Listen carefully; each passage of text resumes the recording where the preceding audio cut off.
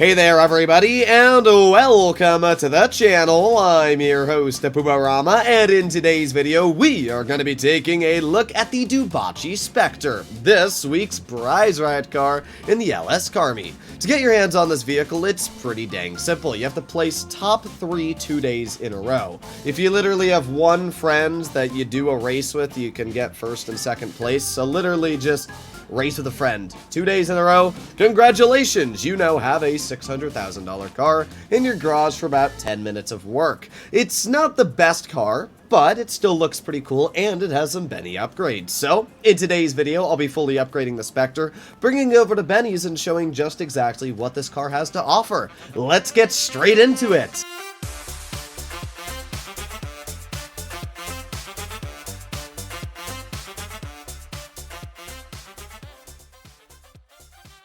In today's video, I'll not only be upgrading the Specter and showcasing just about everything there is when it comes to customization, but we're also going to be seeing how the car handles, its overall top speed, and if it's worth the time to get your hands on. So let's start off by making our way into Benny's. This vehicle only costs $600,000 on Benny's to begin with, and to what I'm aware, the upgrade, is pretty cheap at only $250,000. Now you might think that's a bit of a bargain, until you realize that upgrading it to the Benny's variant doesn't actually increase the top speed or handling at all. So it's actually a bit disappointing, but yeah, for the most part, this car is exactly the same as the base Specter. It just has better upgrades and more liveries, which I guess is a win still. So let's start off with the armor upgrade. We got the brakes, and finally we arrived to bumpers. Now there are a decent chunk of bumper upgrades on this vehicle, as you can see, but most of them don't really do much, so they don't, they're not insane.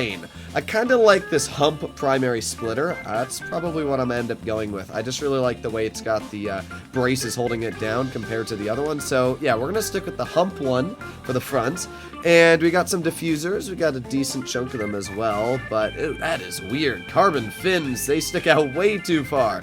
We got secondary sharp diffuser, another very weird one. I do kind of like this primary sharp diffuser. That looks kind of cool.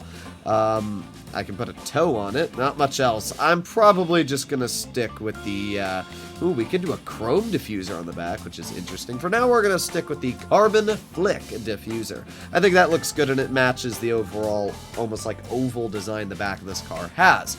Okay, we got some fender upgrades. We got smooth livery arches, or we can stick with the kind of like rough. I kind of like the smooth more, so let's keep going here. Okay, we can do secondary options, then it looks just like they're all the same, so we either are doing smooth or not smooth. We could do bolt-on, but they're carbon, so I'm not really that big of a fan, and the bolt-on ones are, again, carbon here too. So I'm just going to stick with the smooth arches. I think these look a bit better, and it should transport the livery over to it. But yeah, that actually looks really, really clean, so not too bad. Alright, we got some engine upgrades. I'm actually surprised there's no engine block or anything for a Benny's vehicle. That's a bit disappointing. Although that is really cool. I kind of really like that oval side exhaust. Oh, but we can do the chrome side exhaust as well. Okay, so we can either do a back exhaust. Okay, interesting choices here. I'm not sure if I like the oval side exhaust. It sticks too far out. Definitely a bigger fan of the chrome side exhaust, so that's what we're going to go with. I think that looks a bit better than the other options we had. Alright, we got some interior design. We can change the dash. I actually think that looks sick, so we are going to be changing the dash to a carbon stripped interior.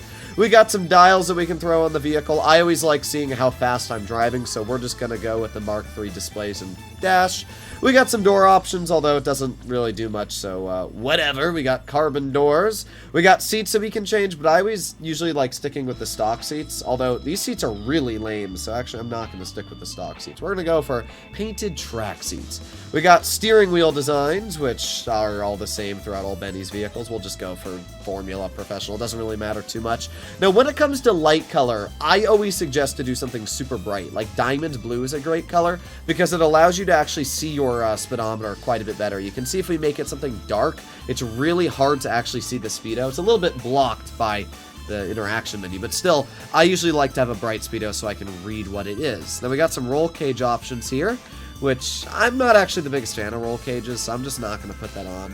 Alright, we got some xenon lights, and now we arrive to probably my favorite part, the livery options. So the first one is a classic white stripe, pretty lame. We got black fills. Doesn't really do much, I'm going to be real. It's not bad, to be fair. I kind of like the way it works on the back, so we'll see. We also got white fills, and we got classic yellow stripe. Not too bad.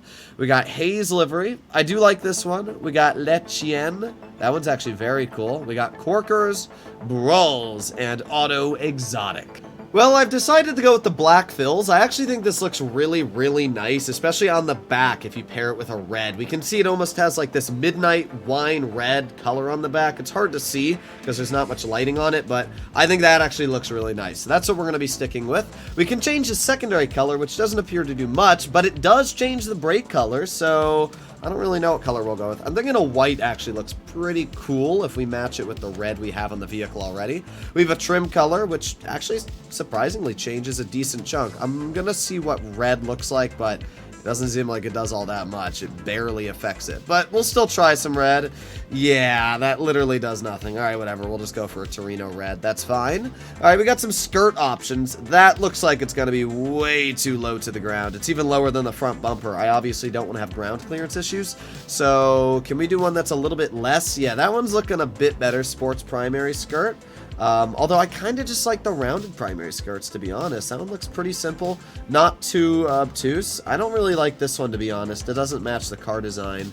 We're gonna go for just the rounded primary skirts. I think that actually looks the best, surprisingly. Sometimes skirts are nice, but I don't think Rockstar did honestly a great job on the skirts for this vehicle. So now we got the spoiler option. Now, I'm obviously a big fan of the GT spoiler. Looks very nice. We got a carbon spoiler, the ugliest spoiler I've ever seen in my life. We got a light rear-mounted spoiler, and then we got a big ol' wing. Holy crap, that thing is freaking huge. Not a bad design, but I think it's a little too big. We got the huge carbon spoiler. This should be called the huge carbon spoiler. It's big and it's black. I'm not a big fan of the carbon drift spoiler. It's tiny. We go from like the world's biggest spoiler to the world's smallest spoiler. We got a race carbon spoiler, a sports carbon spoiler, and a low carbon spoiler. Then a huge primary spoiler. Ooh, I kind of like the painted rear-mounted spoiler, though, I'm not gonna lie.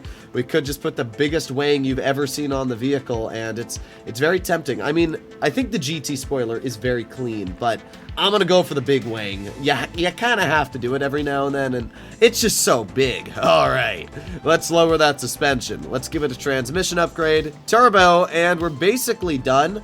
I actually like the wheels this vehicle has stock. I think they're simple, yet they're pretty well designed. So we're gonna stick with the wheels, and just like that, we have finished upgrading our Specter. Now again, this is the Benny's upgrade, and why does it have damage on the front? Bruh.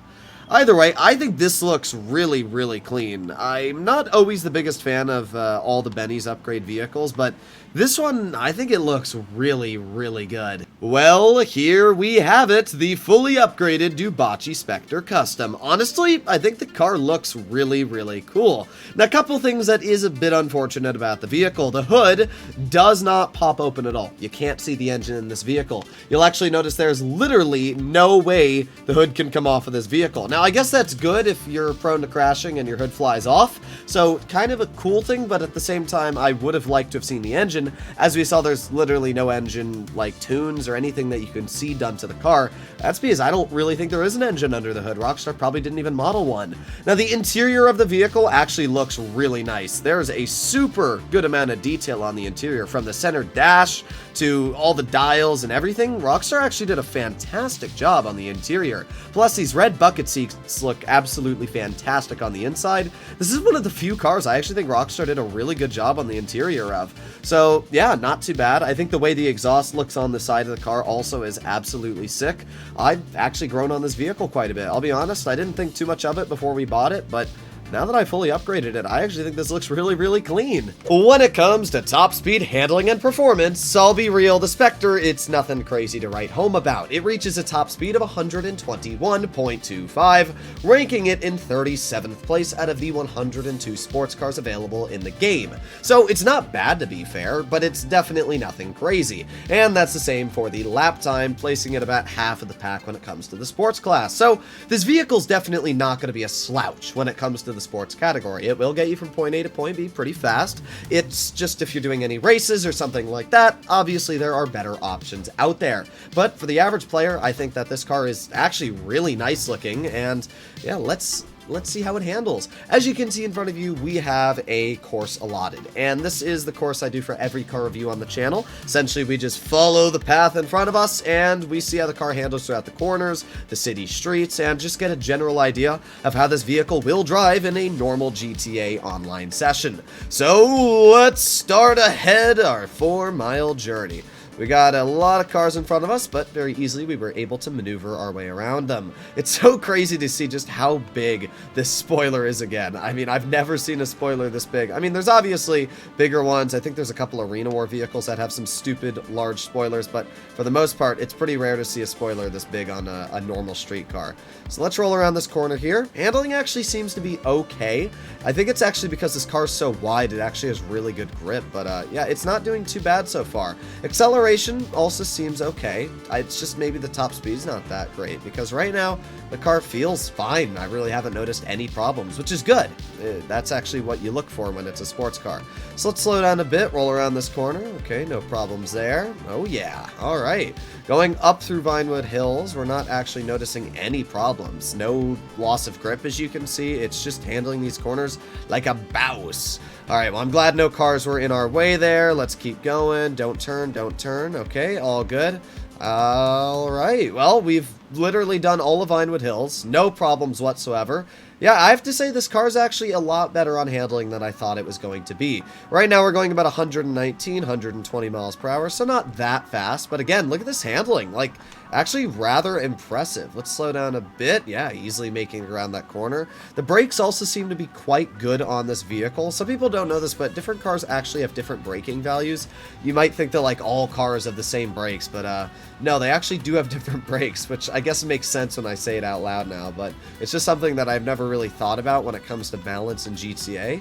Alright, and having good brakes is obviously something that's really important, because if your car doesn't have great handling, but you do have great braking, you're still able to roll around the corners. Now, I'll be honest, that was just my fault there. I wasn't fully paying attention on that corner. I very easily could have made it if I was. So, yeah, when it comes to this car's handling, it's actually pretty good. I would give it a solid 8 out of 10, especially for the sports category. Sure, the car might not be the fastest, and you can see that on the speedo. We're going to its top speed right now of 121. But while it might not be the fastest car in the game, it still does feature very comfortable handling. The car looks absolutely fantastic, and it's got good upgrade options that you can make it completely unique to yourself. So at the end of the day, I actually think the Specter is a really nice looking car and actually a pretty good vehicle to get your hands on. At the end of the day, if you don't get it through the LS Car Meet prize ride, it's only 600 grand and you can buy it on Benny's website. It's only 250-ish thousand anyway for the upgrade, so it's really not that expensive of a car, especially when you compare it to newer sports cars, so I don't think this is a bad car at all. Hopefully you enjoyed today's video, and I'll see you all in the next one. Bye-bye.